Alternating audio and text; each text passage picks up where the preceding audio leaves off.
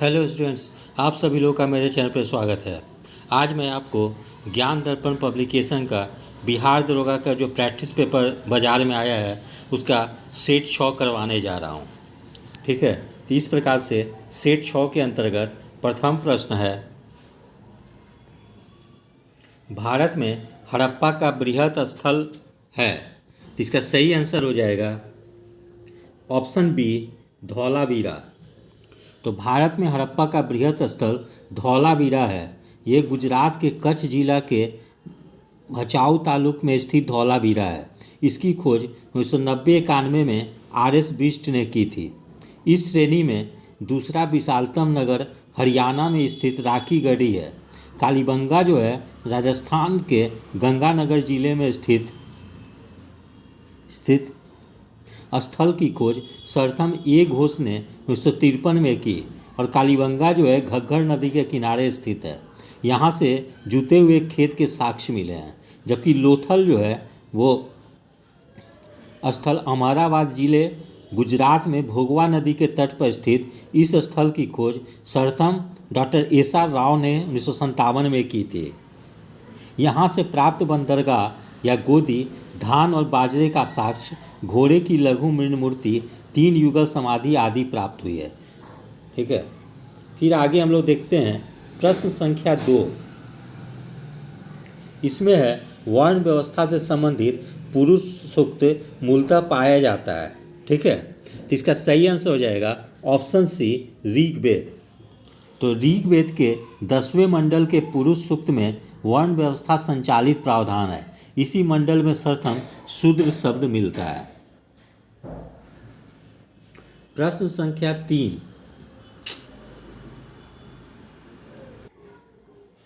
प्रश्न संख्या 3 के अंतर्गत है धर्म चक्र प्रवर्तन संबंधित है। इसका सही आंसर हो जाएगा ऑप्शन सी सारनाथ। ठीक है, तो सिद्धार्थ जो थे उरुबेला बोध गया में 6 वर्ष की कठिन तपस्या के बाद 35 वर्ष की अवस्था में वैशाख पूर्णिमा की रात्रि कोई पीपल के वृक्ष के नीचे गौतम को ज्ञान प्राप्त हुआ। ठीक है, ज्ञान प्राप्ति के बाद वह बुद्ध कहलाए। ज्ञान प्राप्ति के पश्चात सबसे पहले ऋषि पतन वर्तमान सारनाथ वाराणसी पहुँचे। वहाँ उन्होंने 5 ब्राह्मण सन्यासियों को प्रथम उपदेश दिया। इस प्रथम उपदेश को धर्मचक्र प्रवर्तन कहा जाता है। फिर सांची जो है आधुनिक मध्य प्रदेश के स्तूप की स्थापना मौर्य शासक अशोक के शासनकाल में हुई थी। सर्वप्रथम स्तूप शब्द का वर्णन ऋग्वेद में प्राप्त होता है। स्तूप का शाब्दिक अर्थ है किसी वस्तु का ढेर। ठीक है, महात्मा बुद्ध ने अपने जीवन की अंतिम वर्षा ऋतु वैशाली में बिताई थी। प्रश्न संख्या 4। अनिकांतवाद निम्नलिखित में से किसका क्रोध सिद्धांत एवं दर्शन है? ठीक है, इसका सही आंसर हो जाएगा ऑप्शन बी जैन धर्म। तो अनिकांतवाद जैन धर्म का क्रोध सिद्धांत एवं दर्शन है। इसे सप्तभंगी सिद्धांत भी कहते हैं।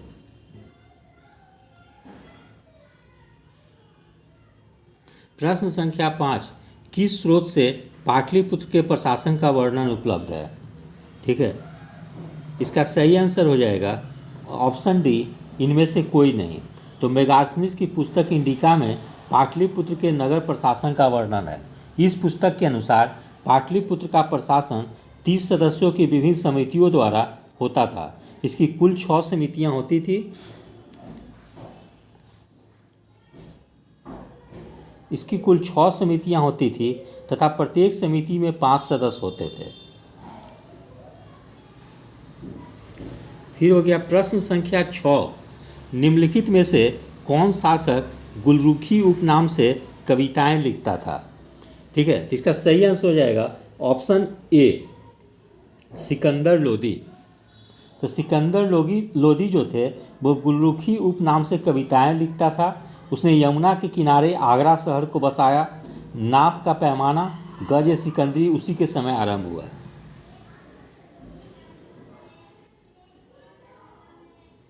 प्रश्न संख्या 7। कृष्णदेवराय के दरबार में अष्ट दिग्गज कौन थे? इसका सही आंसर हो जाएगा ऑप्शन सी 8 तेलुगु कवि। तो कृष्णदेव राय के दरबार में अष्टदिग्गज 8 तेलुगु कवि थे। उनके शासनकाल विजयनगर में साहित्य का क्लासिकी युग माना जाता है। उसके शासनकाल को तेलुगु साहित्य का स्वर्ण युग भी कहा जाता है। कृष्णदेवराय ने आंध्र भोज की भी उपाधि धारण की। प्रश्न संख्या 8, सल्तनत काल में कौन सा सैन्य विभाग से संबंधित था?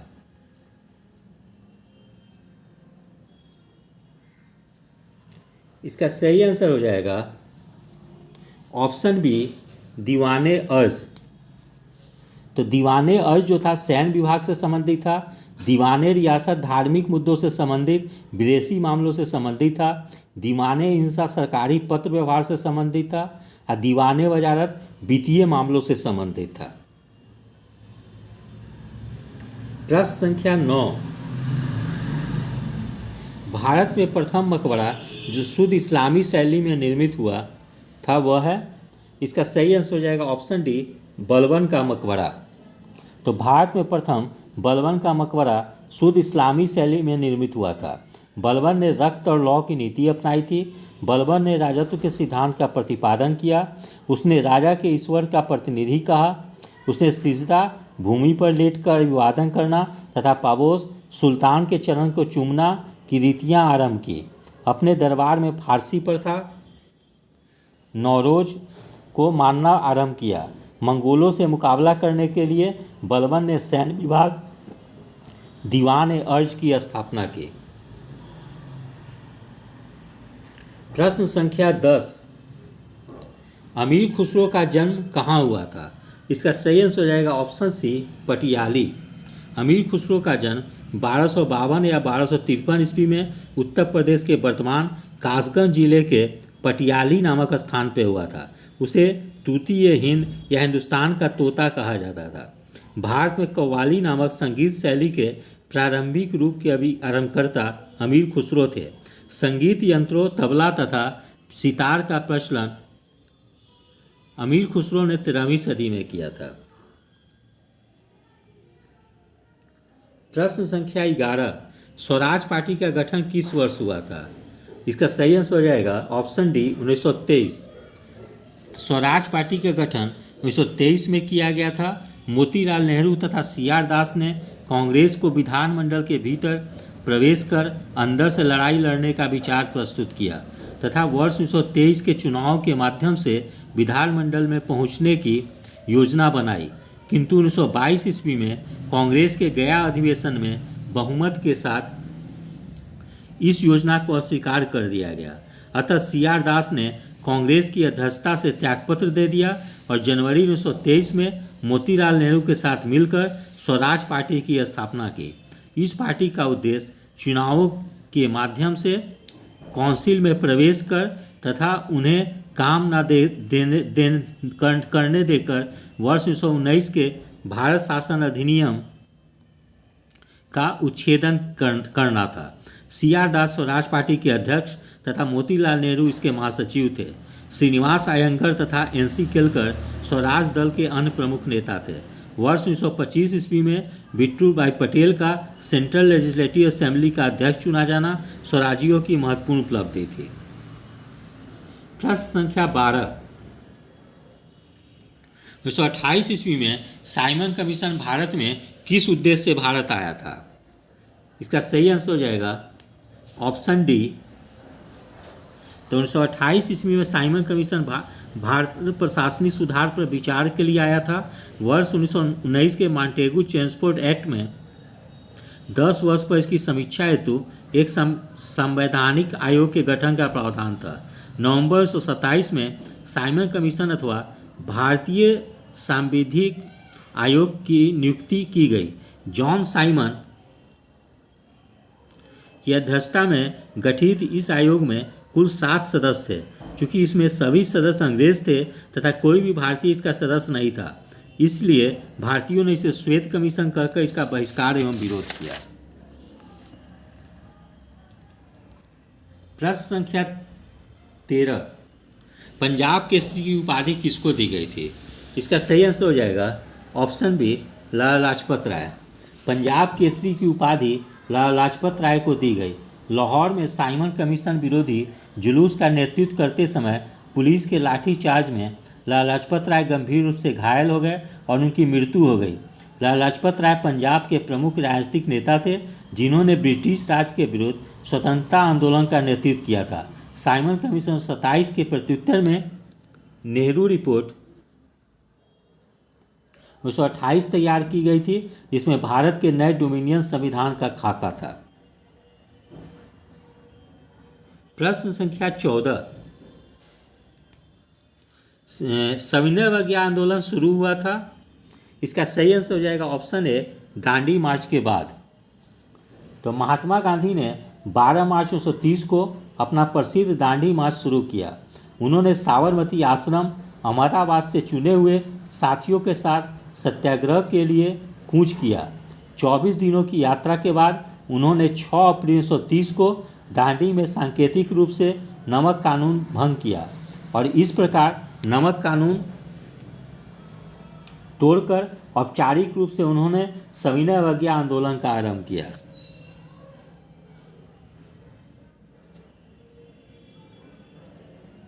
प्रश्न संख्या 15, निम्नलिखित व्यक्तियों में से किसने गांधी तथा इरविंग को दो महात्मा कहा था? ठीक है, इसका सही आंसर हो जाएगा ऑप्शन डी, सरोजनी नायडू।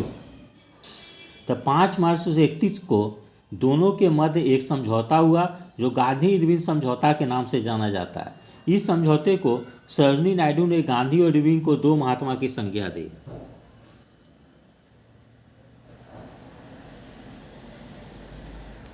1931 में भारतीय राष्ट्रीय कांग्रेस के कराची अधिवेशन के लिए, जिसकी अध्यक्षता सरदार पटेल कर रहे थे, किसने मूल अधिकारों तथा आर्थिक कार्यक्रम पर संकल्प प्रारूपित किया था?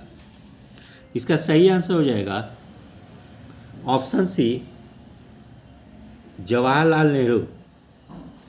वर्ष 1931 में भारतीय राष्ट्रीय कांग्रेस के कराची अधिवेशन में पहली बार पारित मूल अधिकारों तथा आर्थिक कार्यक्रम पर संकल्प पंडित जवाहरलाल नेहरू ने प्रारूपित किया था तथा एम.एन. राय ने इसमें सहयोगी की भूमिका निभाई थी।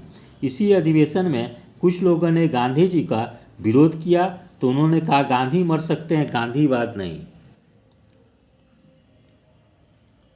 प्रश्न संख्या 17, निम्नलिखित में से कौन से गोलमेज सम्मेलन में गांधी जी ने भाग लिया था?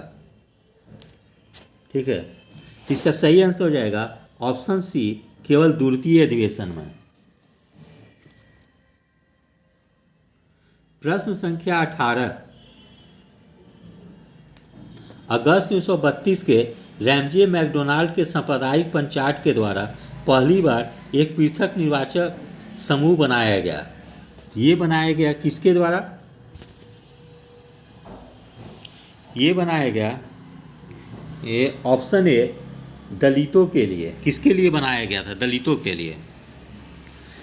तो 16 अगस्त 1932 को रैमजे मैकडोनाल्ड ने अपने सांप्रदायिक अधिनिर्णय की घोषणा की, जिसे कम्युनल अवार्ड कहा गया, जिसके तहत मुसलमान सिख पहले से ही अल्पसंख्यक थे और दलित वर्ग को भी अल्पसंख्यक मानकर हिंदुओं से अलग कर दिया गया। अतः गांधी जी ने अपना पहला आमरण अनशन 20 सितंबर 1932 को यरवदा जेल में रहते हुए ब्रिटिश प्रधानमंत्री रैमजे मैकडोनाल्ड के विरुद्ध आरंभ किया। अंतोगत्वा 24 सितंबर 1932 को अंबेडकर और गांधी जी के प्रतिनिधि मदन मोहन मालवीय ने हस्ताक्षर किए और पूना समझौता हुआ। सांप्रदायिक अवार्ड में प्रांतीय विधानमंडलों में दलितों के लिए सुरक्षित सीटों की संख्या 71 थी, जिसे पूना पैक्ट में बढ़ाकर 148 किया गया।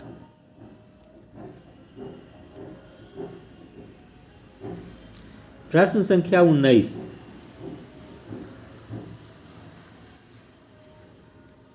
1937 के चुनाव में कांग्रेस द्वारा बहुमत प्राप्त प्रांतों की संख्या कितनी थी? इसका सही आंसर हो जाएगा ऑप्शन सी, 5। वर्ष 1935 के भारत सरकार अधिनियम के आधार पर फरवरी 1937 में प्रारंभ विधानमंडलों के चुनाव हुए, जिसमें कांग्रेस ने 5 प्रांत बिहार संयुक्त प्रांत, मध्य प्रांत एवं बटा बिहार, उड़ीसा और मद्रास में पूर्ण बहुमत प्राप्त किया। जुलाई 1937 के दौरान 6 प्रांत में कांग्रेस ने अपने मंत्रिमंडल का गठन किया। ये प्रांत थे बिहार, संयुक्त प्रांत, मध्य प्रांत, उड़ीसा, मद्रास और बम्बई। बाद में पश्चिमोत्तर प्रांत और असम में भी कांग्रेस ने सहयोगी दलों के साथ मिलकर मंत्रिमंडल बनाया। प्रश्न संख्या 20, मुस्लिम लीग ने मुक्ति दिवस मनाया था। इसका सही आंसर हो जाएगा ऑप्शन बी 1939। तो द्वितीय विश्व युद्ध में भारतीयों की स्वीकृति के बगैर ब्रिटेन द्वारा भारत को शामिल किए जाने के विरोध में 22 अक्टूबर 1939 को सभी कांग्रेस मंत्रिमंडलों ने त्यागपत्र दे दिया। कांग्रेस मंत्रिमंडल के त्यागपत्र देने की खुशी में जिन्ना द्वारा भारत के सभी मुसलमानों से 22 दिसंबर 1939 के दिन मुक्ति दिवस मनाने का आग्रह किया गया।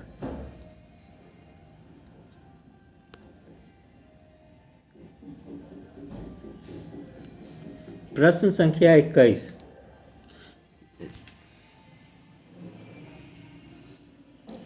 भारत का प्रधानमंत्री क्या होता है? भारत का प्रधानमंत्री, इसका सही आंसर हो जाएगा ऑप्शन डी, नियुक्त होते हैं। तो भारत का प्रधानमंत्री नियुक्त होता है। अनुच्छेद 75(1) के अनुसार प्रधानमंत्री की नियुक्ति राष्ट्रपति करेगा और अन्य मंत्रियों की नियुक्ति राष्ट्रपति प्रधानमंत्री की सलाह से करेगा। प्रश्न संख्या 22, उप प्रधानमंत्री पद का सृजन संविधान के, इसका सही आंसर हो जाएगा ऑप्शन बी, संविधान के प्रावधानों से हटकर हुआ है। तो संविधान में उप प्रधानमंत्री पद का उल्लेख नहीं है, बल्कि राजनीतिक तुष्टीकरण के अंतर्गत इस पद का गठन किया गया।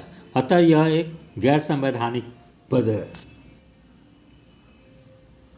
प्रश्न संख्या 23, भारत के नियंत्रक एवं महालेखा परीक्षक को उसके पद से हटाए जाने की प्रक्रिया निम्नलिखित में से किसके समान है? इसका सही आंसर हो जाएगा ऑप्शन ए, उच्चतम न्यायालय के न्यायाधीश के समान।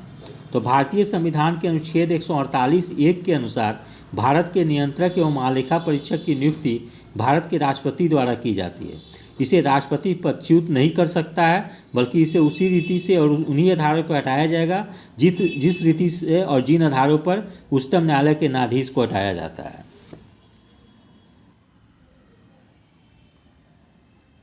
प्रश्न संख्या 24, लोकसभा में राज्यवार सीटों का आवंटन वर्ष 1971 की जनगणना पर आधारित है। यह निर्धारण किस वर्ष तक यथावत रहेगा? इसका सही आंसर हो जाएगा ऑप्शन सी, वर्ष 2026 तक। लोकसभा में राज्यवार सीटों का आवंटन वर्ष 1971 की जनगणना पर आधारित है। यह निर्धारण 2026 तक यथावत रहेगा। संविधान के 84वें संविधान संशोधन अधिनियम 2001 द्वारा इस संबंध में प्रावधान किया गया।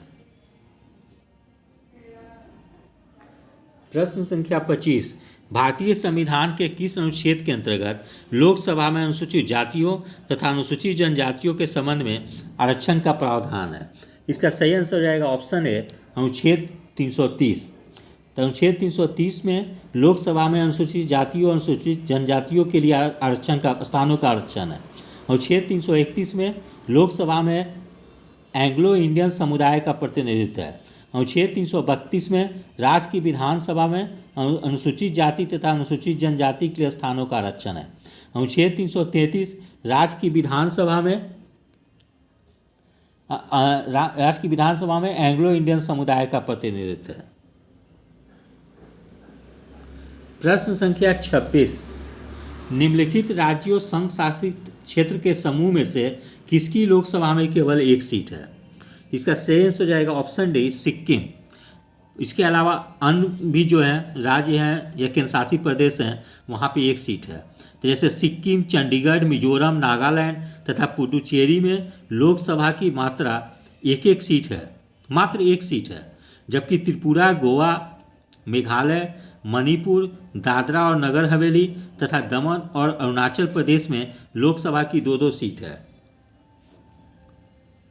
ठीक है।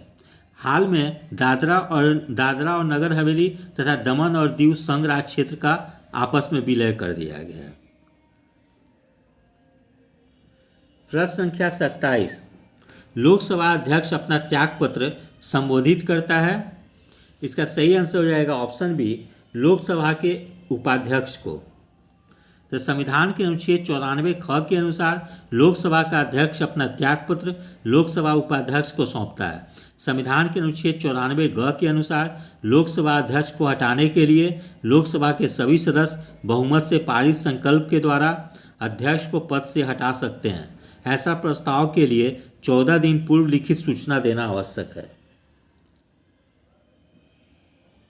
प्रश्न संख्या 28, प्रथम अभिनेत्री जो राज्यसभा के लिए मनोनीत हुई। इसका सही आंसर हो जाएगा ऑप्शन सी, नरगिस दत्त। तो प्रथम अभिनेत्री नरगिस दत्त राज्यसभा के लिए नामांकित की गई थी। उनका कार्यकाल 3 अप्रैल 1980 से 3 मई 1981 तक रहा। अनुच्छेद 80 के अनुसार राष्ट्रपति द्वारा राज्यसभा में 12 व्यक्ति मनोनीत किए जाते हैं जिन्हें साहित्य, कला, विज्ञान और समाज सेवा के क्षेत्र में विशेष ज्ञान या व्यवहारिक अनुभव प्राप्त हो। प्रश्न संख्या 29, भारतीय संसद में निम्नलिखित में से कौन शामिल है? ठीक है, इसका सही आंसर हो जाएगा ऑप्शन सी, राष्ट्रपति, लोकसभा, राज्यसभा। तो संविधान के अनुच्छेद 79 के अनुसार संसद राष्ट्रपति, लोकसभा और राज्यसभा से मिलकर बनेगी।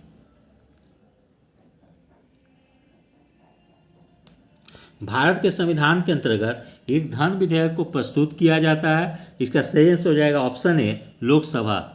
भारत के संविधान के अंतर्गत धन विधेयक को लोकसभा में प्रस्तुत किया जाता है। संविधान के अनुच्छेद 110 में धन विधेयक को परिभाषित किया गया है। अनुच्छेद 109(1) के अनुसार धन विधेयक राज्यसभा में पूरा स्थापित नहीं किया जाएगा, अतः धन विधेयक केवल लोकसभा में प्रस्तुत किया जाता है। वित्त विधेयक भी लोकसभा में प्रस्तुत किया जाता है। कोई भी धन विधेयक है या नहीं, इसका निर्णय लोकसभा अध्यक्ष करता है। प्रश्न संख्या 31, एशिया महाद्वीप में कुल देशों की संख्या कितनी है? इसका सही आंसर हो जाएगा ऑप्शन सी, 50। एशिया महाद्वीप में कुल देशों की संख्या 50 है। अफ्रीका महाद्वीप में कुल देशों की संख्या 54 है, जो कि सर्वाधिक है। यूरोप महाद्वीप में कुल देशों की संख्या 51 है। उत्तरी अमेरिका में कुल देशों की संख्या 23 है। दक्षिणी अमेरिका में कुल देशों की संख्या 12 है। ठीक है, और अंटार्कटिका महाद्वीप पे कोई वहाँ देश नहीं है, वहाँ तो केवल बर्फ ही बर्फ है। तो इस प्रकार अफ्रीका महाद्वीप में सर्वाधिक देश 54 है। प्रश्न संख्या 32, निम्नलिखित में से सबसे छोटा महाद्वीप है? तो इसमें सही आंसर हो जाएगा ऑप्शन बी, ऑस्ट्रेलिया। तो ऑस्ट्रेलिया सबसे छोटा महाद्वीप है, जिसका क्षेत्रफल 60,68,000 76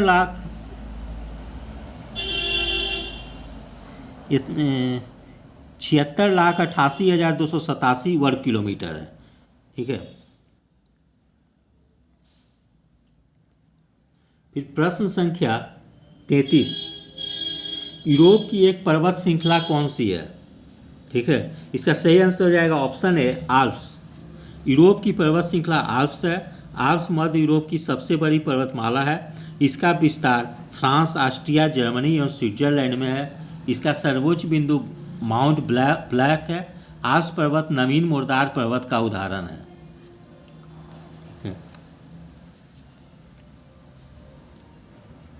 जबकि हिमालय पर्वत जो है दक्षिण एशिया में भारत के उत्तरी सिरे पर स्थित है।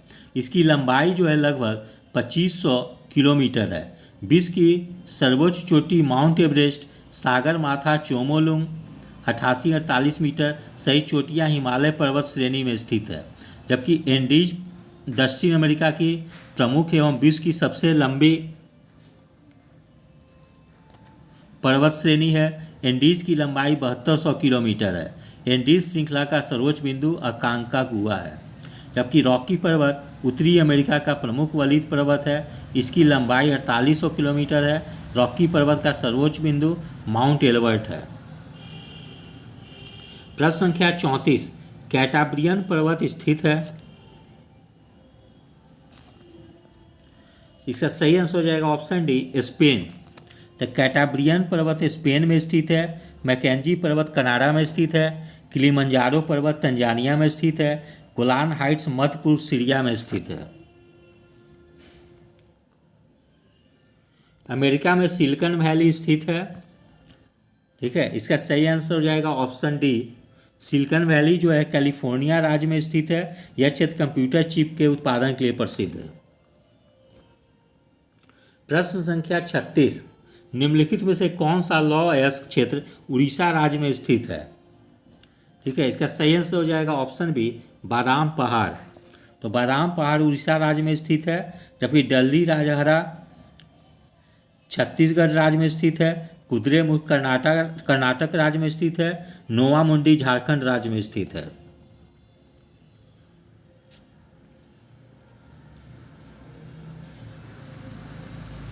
प्रश्न संख्या 37, निम्नलिखित में से कौन सा नाभिकीय विद्युत संयंत्र गुजरात राज्य में स्थित है? इसका सही आंसर हो जाएगा ऑप्शन सी, मीठी बिरडी।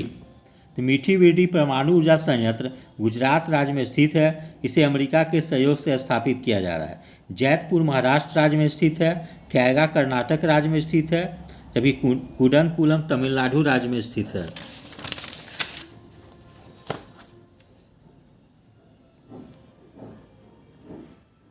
प्रश्न संख्या 38, भारत में किस राज्य में सर्वप्रथम जल विद्युत संयंत्र की स्थापना की गई? इसका सही आंसर है ऑप्शन डी, पश्चिम बंगाल। तो भारत में प्रथम जल विद्युत संयंत्र की स्थापना 1897-98 ईस्वी में पश्चिम बंगाल के दार्जिलिंग के निकट सिद्रापोंग या सिद्राबाग में हुई थी। प्रश्न संख्या 39, निम्नलिखित में से कौन सा राज्य पवन ऊर्जा उत्पादन के लिए प्रसिद्ध है? इसका सही आंसर हो जाएगा ऑप्शन ए, तमिलनाडु। भारत में पवन ऊर्जा की स्थापित क्षमता के संदर्भ में प्रथम स्थान पर तमिलनाडु राज्य का है। ठीक है, उसके बाद गुजरात, महाराष्ट्र एवं कर्नाटक का स्थान आता है। प्रश्न संख्या 40, निम्नलिखित में से कौन सा स्थान उर्वरक उद्योग के लिए प्रसिद्ध है? इसका सही आंसर हो जाएगा ऑप्शन बी, रामागुंडम। प्रश्न संख्या 41, निम्नलिखित में से कौन एक सर्वाधिक भंगुर पारिस्थितिक तंत्र है जो वैश्विक तापन द्वारा सबसे पहले प्रभावित हुआ? इसका सही आंसर हो जाएगा ऑप्शन ए, आर्कटिक एवं ग्रीनलैंड हिम चादर। प्रश्न संख्या 42, निम्नलिखित में से किसने सुझाया था कि पृथ्वी का धुरी पर अवस्था बदलना जलवायु परिवर्तन के लिए कारक है? इसका सही आंसर हो जाएगा ऑप्शन सी, मिलुटिन मिलानकोविच। प्रश्न संख्या 43, United nation framework convention on climate change एक अंतर्राष्ट्रीय संधि है जिसका गठन किस सम्मेलन में किया गया? इसका सही आंसर हो जाएगा option D, Rio de Janeiro सम्मेलन में। तो United nation framework convention on climate change एक अंतर्राष्ट्रीय संधि है जिसका गठन 1992 ईस्वी में ब्राज़ील के शहर रियो डी जेनेरियो में आयोजित संयुक्त राष्ट्र संघ के पर्यावरण और विकास सम्मेलन में किया गया।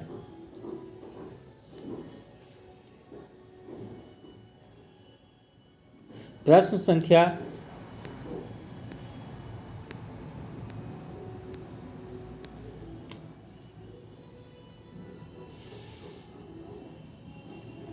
संख्या 44, जलवायु परिवर्तन पर संयुक्त राष्ट्र संघ का कन्वेंशन ढांचा किससे संबंधित है? इसका सही आंसर हो जाएगा ऑप्शन बी, ग्रीन हाउस गैसों के उत्सर्जन में कमी से।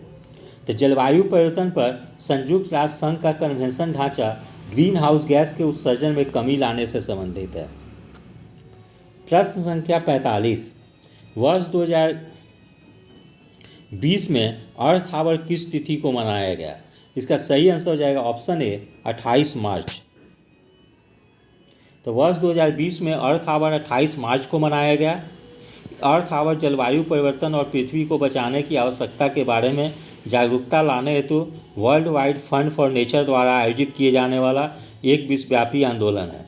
यह दिवस प्रतिवर्ष माह के अंतिम शनिवार को 8:30 बजे से 9:30 बजे तक 1 घंटे के लिए बिजली बंद कर दिया जाता है। प्रथम बार वर्ष 2007 में अर्थ आवर ऑस्ट्रेलिया के सिडनी में मनाया गया। ठीक है। अब आगे जो है मैथ का क्वेश्चन है, तो इसमें मैं केवल क्वेश्चन पढ़ दे रहा हूँ, डायरेक्ट आंसर बता दे रहा हूँ। जैसे प्रश्न संख्या 46, किसी फर्म में पुरुष कर्मचारियों का औसत वेतन 5200 रुपया है और महिलाओं का औसत वेतन 4200 रुपया है। सभी कर्मचारियों का औसत वेतन 5000 रुपया है। इस फर्म में पुरुष कर्मचारियों का प्रतिशत कितना है? इसका सही आंसर हो जाएगा ऑप्शन सी, 80%। प्रश्न संख्या 47, एक मोबाइल जब 6% लाभ पे बेचा जाता है तो 6% हानि पर बेचने की तुलना में 870 अधिक मिलते हैं। मोबाइल फ़ोन का क्रय मूल्य कितना है? इसका सही आंसर हो जाएगा ऑप्शन डी, 7250 रुपया।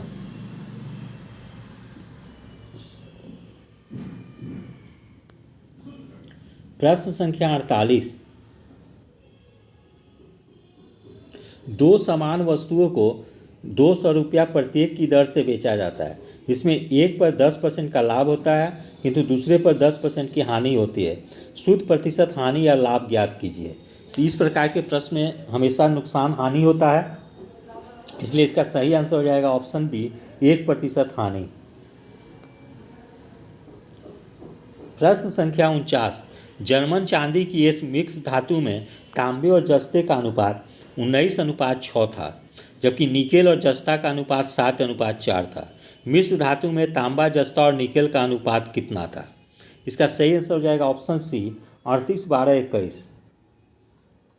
प्रश्न संख्या 50, पी और क्यू जो है एक दिन एक कार्य को क्रमशः 12 दिन और 16 दिन में कर सकते हैं। पी ने अकेले काम शुरू किया, कितने दिनों के बाद क्यू को पी के साथ काम करना चाहिए? इसका सही आंसर हो जाएगा, ताकि कार्य 9 दिन में समाप्त हो जाए, तो इसका सही आंसर हो जाएगा ऑप्शन डी, 5 दिन के बाद। प्रश्न संख्या 51, प्रकाश का रंग निर्धारित होता है इसका सही आंसर हो जाएगा इसके तरंगदैर्घ्य से। प्रश्न संख्या 52, दंत चिकित्सकों द्वारा किस प्रकार के दर्पण का उपयोग दांतों का बड़ा प्रतिबिंब देखने के लिए किया जाता है? इसका सही आंसर हो जाएगा ऑप्शन ए, अवतल दर्पण। प्रश्न संख्या 53, फ्लेमिंग के बाएं हाथ के नियम का उपयोग किसकी दिशा ज्ञात करने में किया जाता है? इसका आंसर हो जाएगा ऑप्शन सी, प्रेरित धारा। प्रश्न संख्या 54, निम्नलिखित में से कौन ईंधन नहीं है? इसका सही आंसर हो जाएगा ऑप्शन बी, हीलियम। प्रश्न संख्या 55, निम्नलिखित में से कौन पदार्थ सर्वोत्तम चालक है? इसका सही आंसर हो जाएगा ऑप्शन सी, चांदी। प्रश्न संख्या 56, पायस एक कोलाइड होता है। इसका सही आंसर हो जाएगा ऑप्शन ए, द्रव में द्रव का।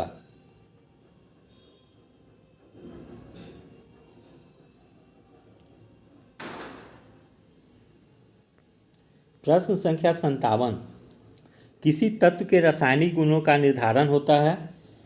इसका सही आंसर हो जाएगा ऑप्शन डी, इलेक्ट्रॉन की संख्या से। प्रश्न संख्या 58, निम्नलिखित में से कौन सा एक रासायनिक परिवर्तन नहीं है? इसका सही आंसर हो जाएगा ऑप्शन बी, जल का वाष्पन।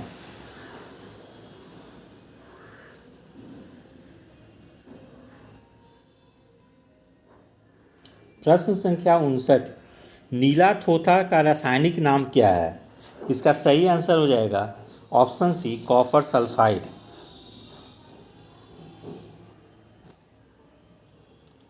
प्रश्न संख्या 60, अमाशय रस में कौन सा अम्ल पाया जाता है? इसका सही आंसर हो जाएगा ऑप्शन ए, हाइड्रोक्लोरिक अम्ल। प्रश्न संख्या 61, विषाणुओं में होता है। इसका सही आंसर हो जाएगा या तो ऑप्शन डी, या तो आरएनए या डीएनए। जब गुणसूत्रों में बिना विभाजन के कोशिका में विभाजन होता है तो उसे कहते हैं ऑप्शन बी असूत्री विभाजन, अमाइटोसिस। निम्नलिखित में से किस जीव को सजीव और निर्जीव के मध्य की कड़ी माना जाता है?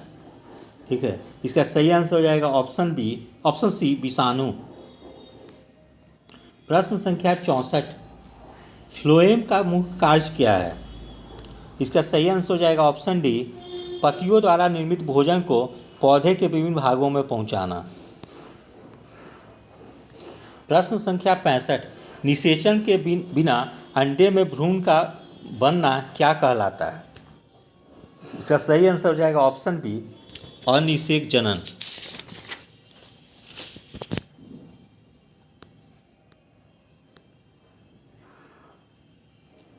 प्रश्न संख्या 66, आधार कार्ड पे कुल कितने अंक होते हैं? ठीक है, तो इसका सही आंसर हो जाएगा ऑप्शन बी 12।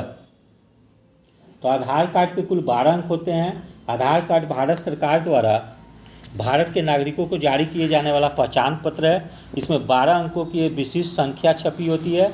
इसे भारतीय विशिष्ट पहचान पत्र प्राधिकरण जारी करता है। यह संख्या भारत में कहीं भी व्यक्ति की पहचान और पते का प्रमाण होगा।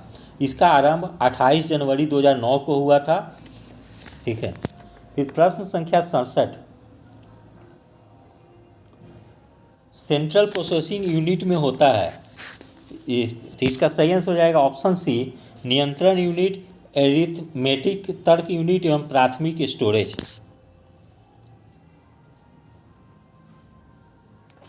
VLSI का पूर्ण अर्थ क्या है? इसका ऑप्शन हो जाएगा option a very large scale integration. प्रश्न संख्या 69, प्रथम अफीम युद्ध किस वर्ष आरंभ हुआ? इसका सही आंसर हो जाएगा ऑप्शन सी 1839। प्रश्न संख्या 70, फ्रांसीसी समाज में प्रथम स्टेट्स में कौन शामिल था?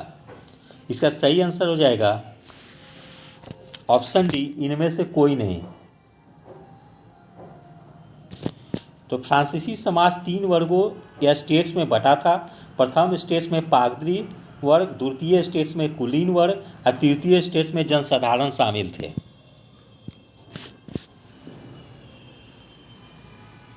ठीक है, तो इस प्रकार से पादरी वर्ग जो था प्रथम स्टेट्स में शामिल था।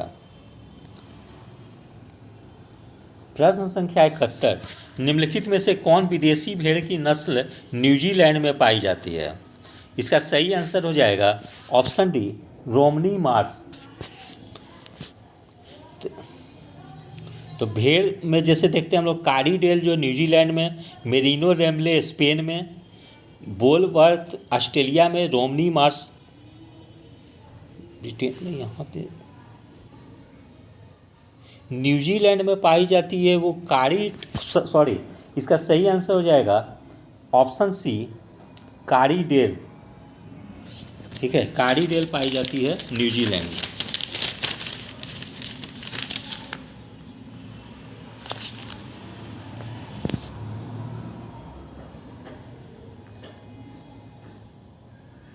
प्रश्न संख्या 72, निम्नलिखित में से कौन सी भारतीय बकरी दुधारू नहीं है? इसका सही आंसर हो जाएगा ऑप्शन ए ब्लैक बंगाल। तो भारतीय बकरी जमुना पारी, बरबरी, बीटल, झकराना दुधारू बकरी है, जबकि ब्लैक बंगाल जो है मांस के लिए प्रसिद्ध बकरी है।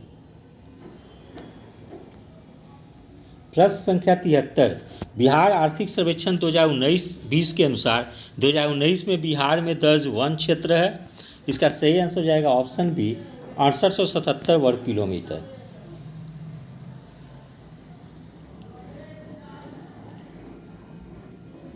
प्रश्न संख्या 74, बिहार स्थित है, कर्क रेखा के उत्तर में स्थित है। ठीक है, इसका सही आंसर हो जाएगा ऑप्शन ए। प्रश्न संख्या 75, निम्नलिखित में से किस देश की मुद्रा दीनार है? इसका सही आंसर हो जाएगा ऑप्शन सी इराक। प्रश्न संख्या 76, 63वीं राष्ट्रीय शूटिंग चैंपियनशिप में 10 मीटर एयर पिस्टल स्पर्धा के महिला वर्ग में स्वर्ण पदक विजेता है। इसका सही आंसर हो जाएगा ऑप्शन ए मनु भाकर। प्रश्न संख्या 77, पारुल चौधरी किस खेल से संबंधित है? इसका सही आंसर हो जाएगा option C athletics. Parul Chaudhary athletics से संबंधित है।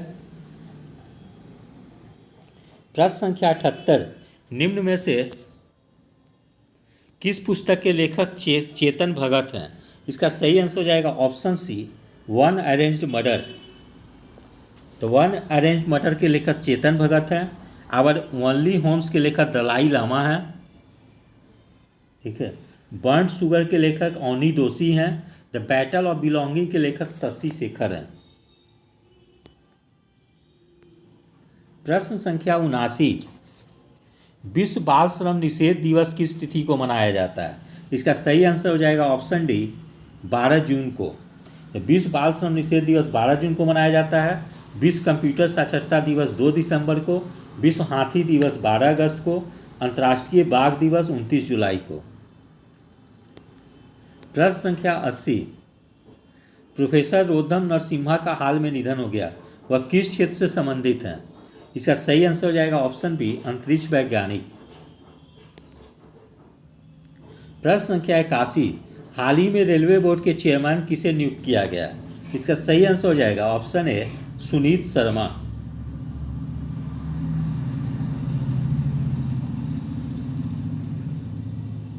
प्रश्न संख्या 82, हाल ही में अकितम अच्युतन नंबूतिरी का निधन हो गया, वे किस भाषा के कवि थे? इसका सही आंसर हो जाएगा ऑप्शन सी मलयालम। तो अकितम अच्युतन नंबूतिरी का निधन हो गया, वो मलयालम भाषा के प्रसिद्ध कवि थे। उन्हें 55वें ज्ञानपीठ पुरस्कार से सम्मानित किया जा चुका है। प्रश्न संख्या 83, किस देश में कोयला से बिजली बनाने वाला संयंत्र का स्थापना किया गया? इसका सही आंसर हो जाएगा ऑप्शन डी संयुक्त अरब अमीरात। प्रश्न संख्या 84, किस राज्य में पहला मास गार्डन का उद्घाटन किया गया? इसका सही आंसर हो जाएगा ऑप्शन ए उत्तराखंड। प्रश्न संख्या 85, हाल ही में किस देश में पर्यावरणीय आपातकाल लागू किया गया? इसका सही आंसर हो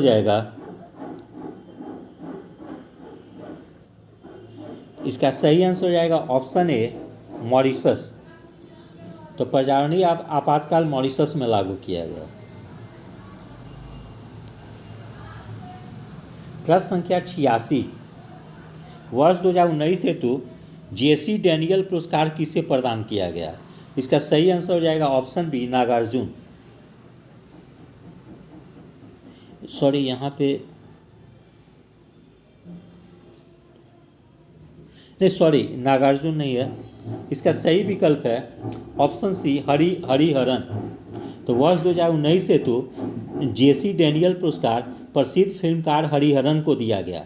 यह पुरस्कार मलयालम सिनेमा में आजीवन योगदान के लिए दिए जाने वाला केरल सरकार का सर्वोच्च सम्मान है।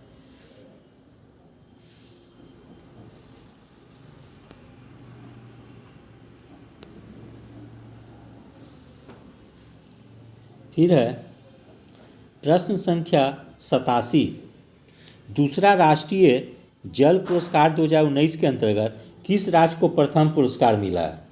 इसका सही आंसर हो जाएगा ऑप्शन डी तमिलनाडु।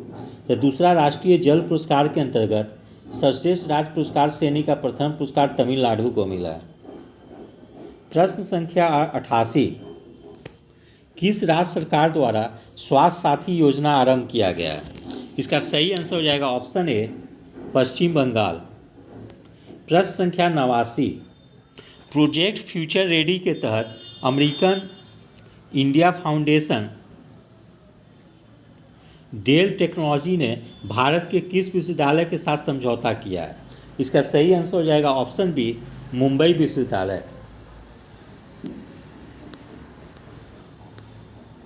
प्रश्न संख्या 90, सुरक्षा कवच 2020 भारत के किस शहर में आयोजित किया गया? इसका सही आंसर हो जाएगा ऑप्शन डी पुणे में। प्रश्न संख्या 91, 16वां प्रवासी भारतीय दिवस सम्मेलन 2021 वर्चुअल प्रारूप में किस शहर में आयोजित किया गया? इसका सही आंसर हो जाएगा ऑप्शन सी, नई दिल्ली में। हाल ही में किस विकिरण रोधी स्वदेशी मिसाइल का परीक्षण किया गया? इसका सही आंसर हो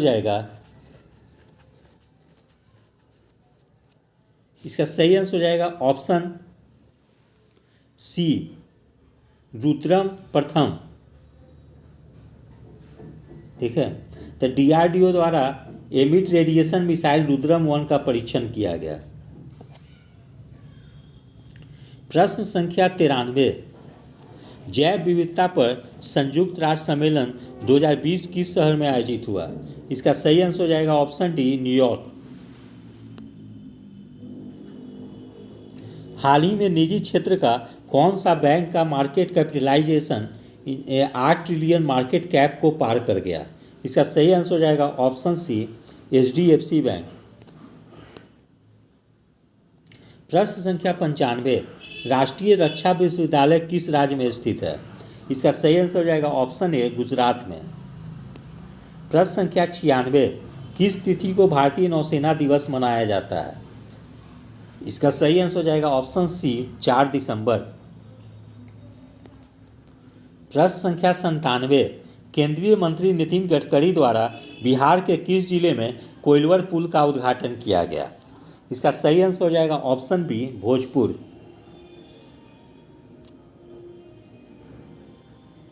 प्रश्न संख्या 98, किस देश ने कृत्रिम सूर्य परमाणु संलयन रिएक्टर का पहली बार सफलतापूर्वक संचालन किया? इसका सही आंसर हो जाएगा ऑप्शन डी, चीन। प्रश्न संख्या 99, लुहरी चरण वन जल विद्युत परियोजना देश के किस राज्य में है? इसका सही आंसर हो जाएगा ऑप्शन ए, हिमाचल प्रदेश। प्रश्न संख्या 100, मिशन शक्ति अभियान किस राज्य के द्वारा प्रारंभ किया गया है? इसका सही आंसर हो जाएगा ऑप्शन बी, उत्तर प्रदेश। इस प्रकार मेरे द्वारा ज्ञान दर्पण प्रकाशन द्वारा जो सेट 6 प्रैक्टिस पेपर प्रकाशित किया गया है, ज्ञान दर्पण प्रकाशन द्वारा जो बिहार दरोगा का पुस्तक प्रकाशित किया गया है, उसके अंतर्गत सेट 6 को मैंने 100 प्रश्न का विस्तृत व्याख्या सहित हल करवा दिया हूँ। उम्मीद है कि आप लोग इससे काफ़ी लाभान्वित होंगे। मेरे द्वारा ज्ञान दर्पण क्लासेस के माध्यम से बीपीएससी पीटी, बिहार सचिवालय सहायक, बिहार दरोगा, बिहार इंटर स्तरीय की भी तैयारी कराई जाती है। जो अभ्यर्थी इसके लिए कोचिंग करने को इच्छुक हों वो मुझसे इस मोबाइल नंबर पर संपर्क कर सकते हैं। ठीक है, मेरा मोबाइल नंबर है 7369802571। साथ ही मेरा यूट्यूब चैनल भी है, रूपक सर क्लासेस के नाम से। ठीक है, यदि आप सभी लोगों को मेरा चैनल अच्छा लगा हो, इसे लाइक से और सब्सक्राइब करें। धन्यवाद।